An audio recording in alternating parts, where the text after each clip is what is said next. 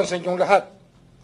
At kababalik lang namin mula sa aming biyahe mula sa Estados Unidos at tuloy-tuloy naman ang trabaho namin kahit na kami wala rito sa Pilipinas noong panahon na yun. Okay? Sa ngayon, may mga kaso tayong malapit ng hinog, ika nga, tapos na ang fact-finding, mahigit 8 kaso na ang natapos na ang fact-finding at mag-PI na kami. Itong linggong ito ipa-file. At karamihan itong mga kasong to ay sa congressman. Mga congressman, contractors. At inaasahan namin na magtutuloy-tuloy na ang mga kasong ito. Kung baga, uminit na sa tag-init. Di ba? Sinabi ko sa inyo noon, iinit. At sa tag-init, ngayon, uulan ang kaso. Uulan ng kaso. Yung baha, tingnan natin. Kasi yung flood control, problema talaga yun.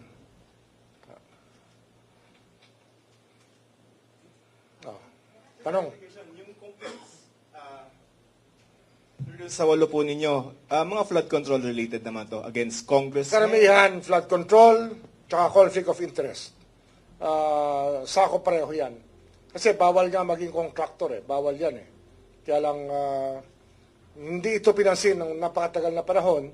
Ngunit alam naman natin, isa yan sa mga dahilan kung bakit nagkakagulo-gulo tayo sa larangan ito para nawala na yung dividing line between decent and indecent behavior.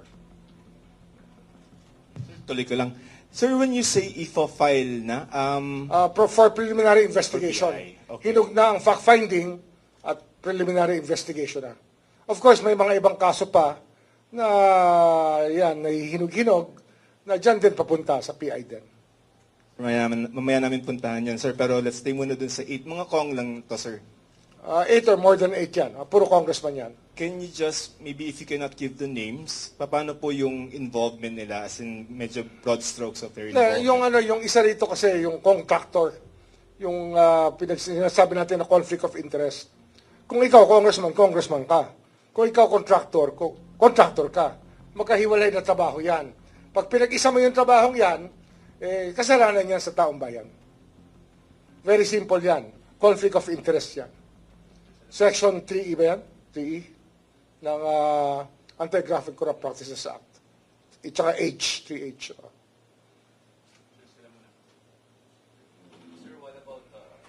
Sir, what about senators? Wala pa po. Meron din kami for PI at pa-file na yun this week. Meron din rin kaming baka resolutions within the week na ipa-file rin sa Korte sa Sandigan Bayan for that. Ilang senador po ba yan, sir? Ang iniisip namin dito, 2 o 3. Yan ang tinitingnan namin kung mahihinog na. Pero yung isa hinog na para i-file sa Sandigan Bayan. At least one. Isa for PI. For PI. Okay, sir. Alam mo na. Malalaman nyo naman yan pagdating ng tamang oras. This week yan. Ang pinag-uusapan natin itong linggong to. Iba pa yung next week. Iba yung trabaho this week. Iba yung trabaho next week. One senator this week. Baka dalawa. Dalawa. Isang Sandigan, isang PI. Tama ba? Baka dalawa pa. Dalawa lang. Isang Sandigan, isang PI. Isang preliminary investigation. Tapos, yung mga contractor, puro PI na yan. No? Puro PI. Pero although may isa pang contractor, baka i-file na namin sa Sandigan rin. Yun din. Po sa isang senador, ito po ba yung related sa flood control? Baka hindi. Yan yung conflict of interest lang. Yung kaya more of plunder due to, alam yun na yun.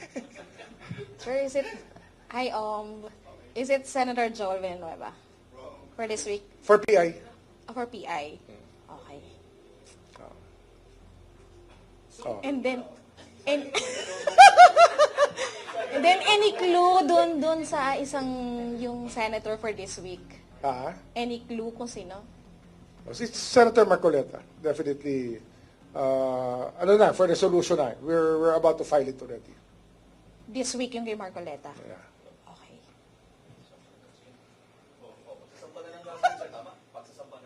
Magkasampayan ng kaso na, sa Sandigan na yan. Ha? Plunder. Kasama po dito yung mga correspondents niya, sila defensor, yung mga na-implicate po natin. Kasama yan, kasama sila. I don't know kung same forum yun, no? Same forum. Same jurisdiction. Sir, yung status kay Joel, Yun nga, for PI For na. reso. For PI na. for PI. PI na yan.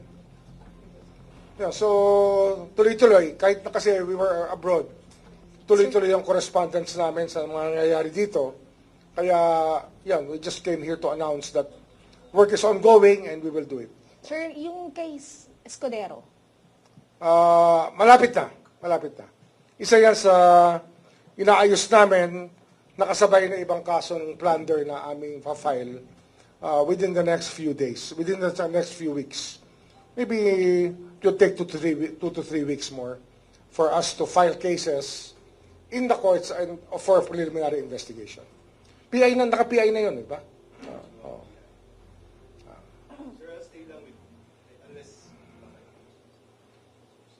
I'll stay lang with the... At tapos ano pala, we already have a signed agreement for the cooperation of former Secretary Manuel Bunoan to be a state witness, to be a cooperating witness. We will discharge him from, we will ask the court to discharge him as a respondent so he can testify for us as a state witness. Sir, elaboration, why? Kasi bukas, sir, may arraignment yata siya sa 5th. Yes, pero meron na kaming standing agreement. We filed already a motion to discharge him as an accused so that he can be a witness for the prosecution. Sir, elaboration lang ng why we need him as a state witness. The knowledge that he has about the whole institution is something very important to us to be able to prove many cases. There are other people who will be, we will be benefiting from his testimony with regards to so many of the cases that we are filing. Okay? Sir, pasagutin na natin ikaw. Kasi yung mga nagsasabi, una muna, binabawasan nyo yung mga minority senators sa Senate para pagdating ng, Hindi. Wala yan. We didn't even ask this to happen. All the evidence came from, where. Diba? Hindi naman namin hiningi ito mangyari. Pero nangyari ito, dahil motu proprio, apparently the crime was committed in open knowledge of everybody. All of you are witness to the actuations of the guy, of what he has said in public. That of course, given the sworn statements that he has executed, will actually make a case for his being charged of plunder. Nag-file na rin po ba si Mike Defensor? Ang counter nila? Both? I think so. Sir, advance ko lang ng konti yung story. Kasi si Senator Chingoy has been suspended by the Senate as per order by the Sandigan, no? Yes. So the same thing is going to happen to Senator Marcoleta? Kasi plunder, sir? Yes. It will depend on the court, of course. Okay. And then if and when the Sandigan Bayan suspends him, can he still participate? Question whether senator facing a plunder non-bailable case at the Sandigan Bayan, can they still participate in Senate proceedings? In accordance with the plunder law, they cannot anymore. Exactly. Sir, update lang dun sa case conference natin, dun sa mga ex-Marines. Kasi di ba pinatawag natin sila dito? Yes. Is it for case filing na po ba yung mga... We are utilizing, we are evaluating some of the affidavits that they have executed individually and will be filing these cases soon. Sir, related pa po sa mga Marines? Kasi I think for 4 to 6 statements might be useful to us. Sir, related din po sa mga Marines. Kasi po si Attorney Baligo, they're facing cyber libel cases nga po sa DOJ. And meron po siyang statement last time na sinasabi niya na i-dismiss na nga raw po ng DOJ itong mga cases kasi daw parang may conflict of interest kasi ginagamit na rin yung statements daw nila affidavit dito sa ombudsman. And according to Attorney Baligod, kapag daw ginamit na ng ombudsman ito, ibig sabihin daw may katotohanan yung mga statements daw What na happens in the DOJ stays with the DOJ. We have nothing to do with what the DOJ rules upon. Thank you, sir. Okay? Hindi, yung kay Bonoan lang uli. Sir, may kinalaman din ba ito dun sa health niya? Well, of course. His health is of concern to us, and we want to be able to perpetuate his testimony as soon as possible. Kaya nga, it's important to us that he be discharged already so that he can be our witness. Ano to eh? Kasi nga, the tactic here and what we're trying to do here is to finish the cases as early as possible. Kasi yung naging dating lumang tugtugin na ng inordinate delay of justice, eh hindi ho mangyayari dito. Sa atin dito, we do the case build-up so we can present the cases immediately. Wala hong mahabang kaso-kaso dito. Basta andyan na yung ebidensya, ilalatag namin yan pag handa na kami. At malamang, hindi namin ipa-file ang kaso pag hindi kami handa. Naman po will be stayed with us alongside sila USEC, yung mga dating ng USEC. Di ba? For all flood control cases. Yes. For all intents and purposes, he will be testifying for the prosecution. Okay, sir. Pardon me for belaboring the point. No? Ano nga pong status nila Senator Villanueva, Senator Escudero? Ongoing PI, correct? Ongoing PI. Okay. And relatedly, kasi magsasabi ng iba, the reason why they transferred was in exchange for... I am not privy to anything of that nature.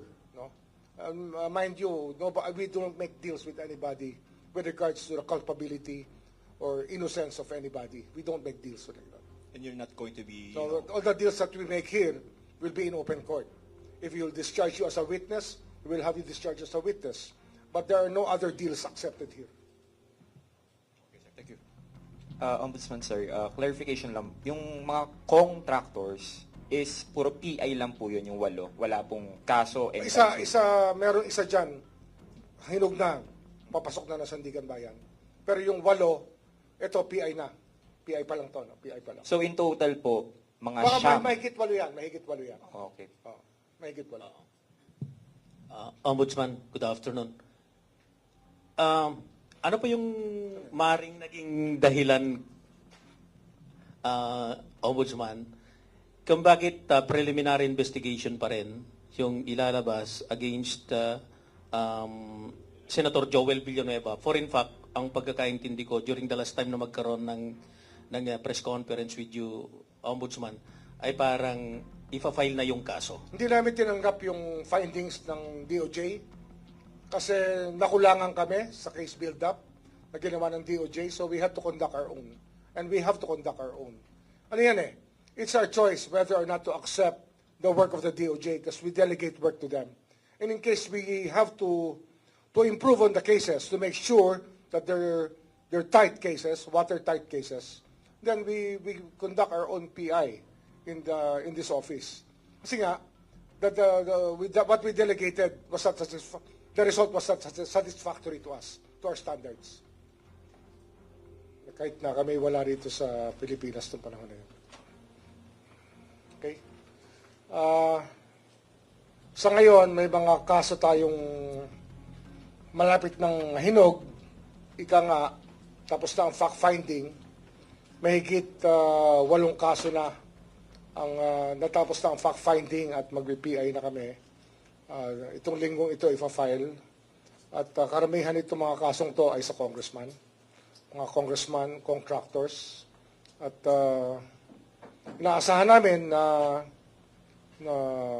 magtutuloy-tuloy na ang mga kasong ito. Kumbaga, uminit na sa tag-init. Di ba? Sinabi ko sa inyo noon, iinit. At sa tag-init, ngayon, uulan ng kaso.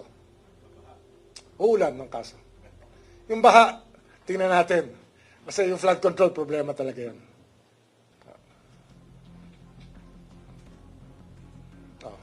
Tanong. Yung complaints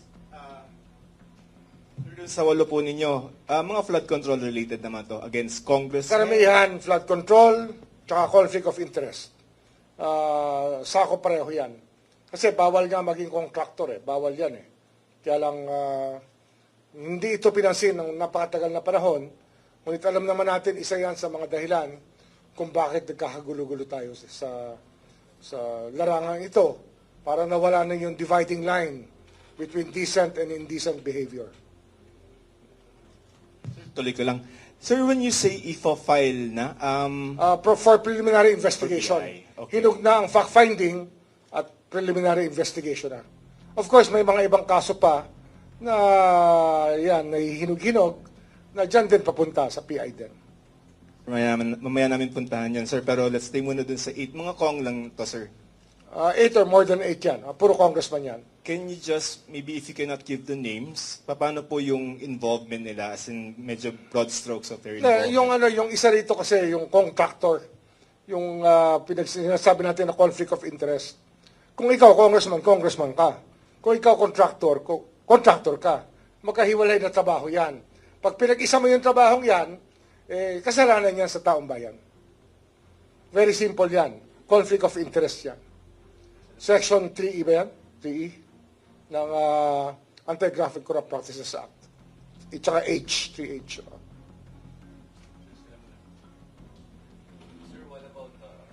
Sir, what about senators? Wala pa po. Meron din kami for PI at pa-file na yun this week. Meron din rin kaming baka resolutions within the week na ipa-file rin sa Korte sa Sandigan Bayan for that. Ilang senador po ba yan, sir? Ang iniisip namin dito, 2 o 3. Yan ang tinitingnan namin kung mahihinog na.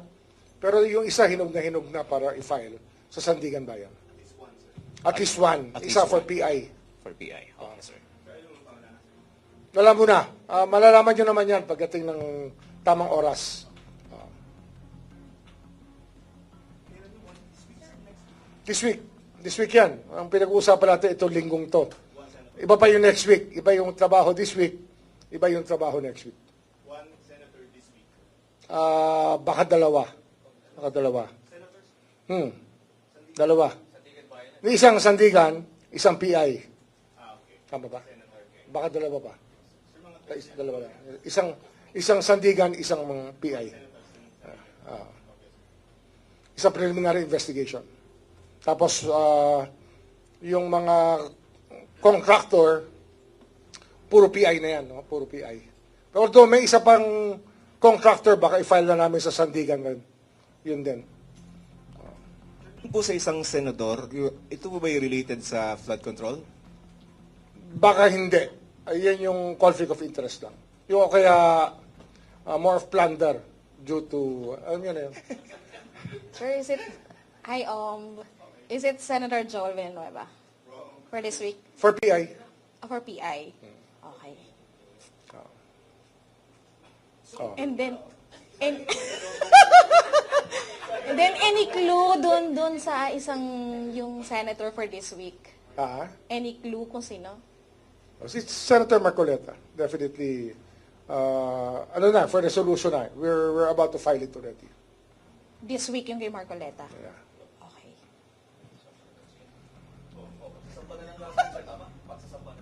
Nagsasampayan ng kaso na sa Sandigan na yun.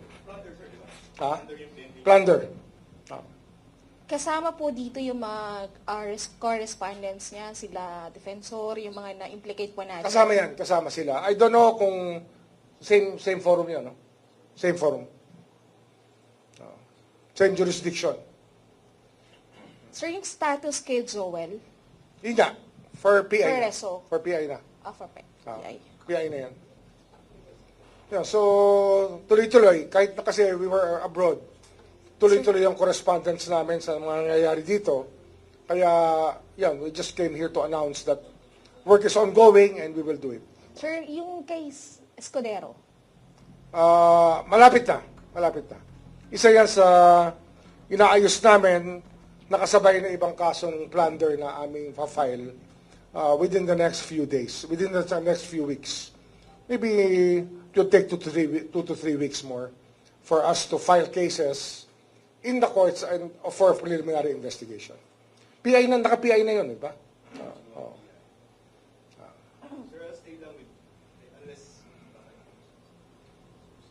I'll stay lang with the... At tapos ano pala, we already have a signed agreement for the cooperation of former Secretary Manuel Bunoan to be a state witness, to be a cooperating witness. We will discharge him we will ask the court to discharge him as a respondent so he can testify for us as a state witness.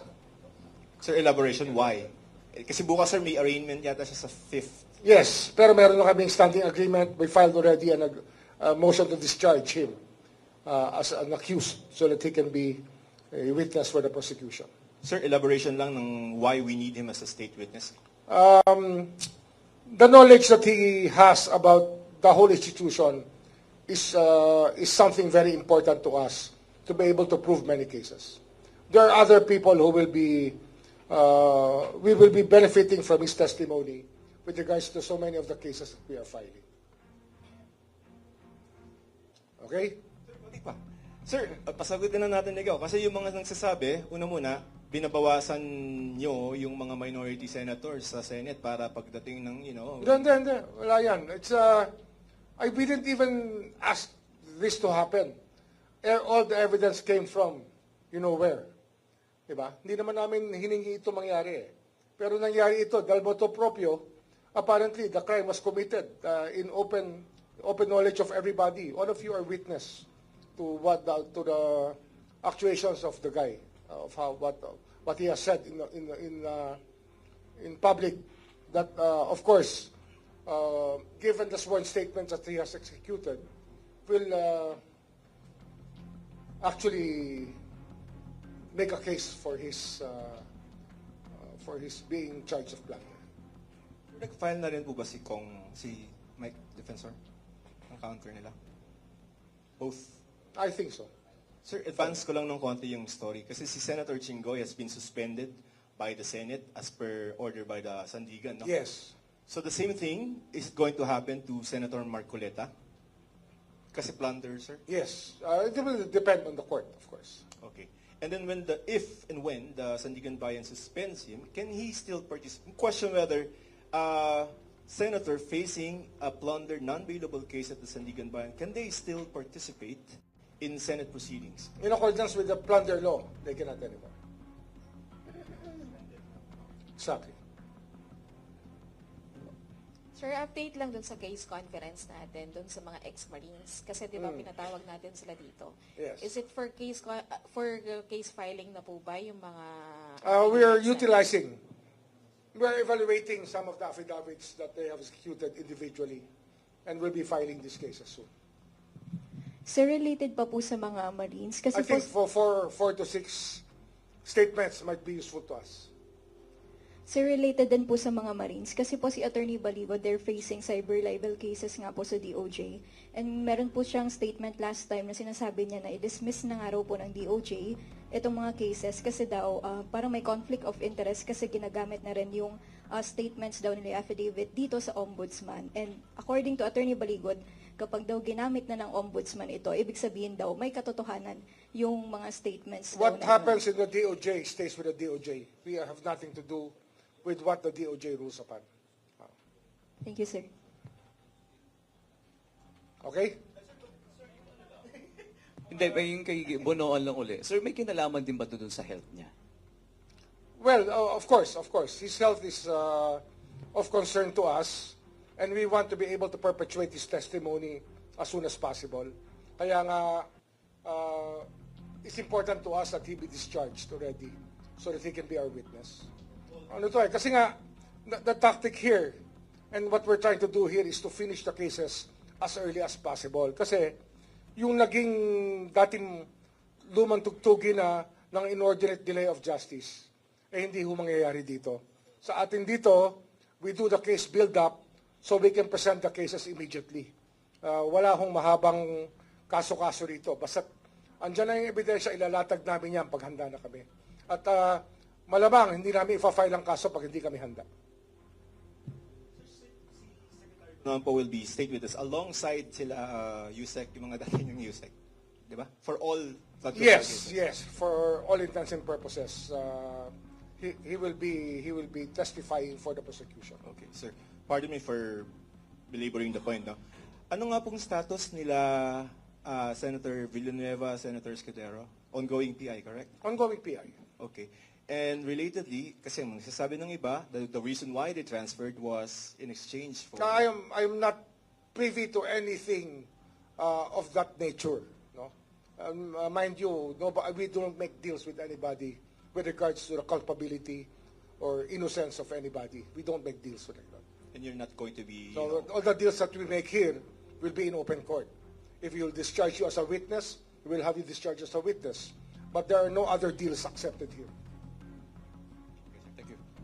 Ombudsman sir, clarification lang. Yung mga contractors is puro PI lang po yun, yung 8. Wala pong kaso and Meron isa dyan, hinog na, papasok na ng Sandigan Bayan.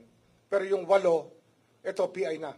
PI pa lang to, no? PI pa lang. So in total po, mga Baka siyam. mahigit 8 yan, mahigit 8 yan. Okay. Oh, mahigit 8. Ombudsman, good afternoon. Ano po yung maring naging dahilan, Ombudsman, kung bakit preliminary investigation pa rin yung ilalabas against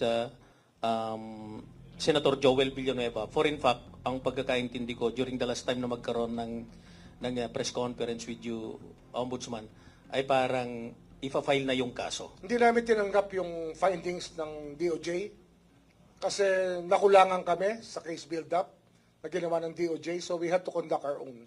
And we have to conduct our own. Ano yan eh? It's our choice whether or not to accept the work of the DOJ because we delegate work to them. And in case we have to improve on the cases to make sure that they're tight cases, watertight cases, then we conduct our own PI in this office. Kasi nga, what we delegated was not the result was not satisfactory to us, to our standards. Okay? Thank you. Magandang hapon sa inyo.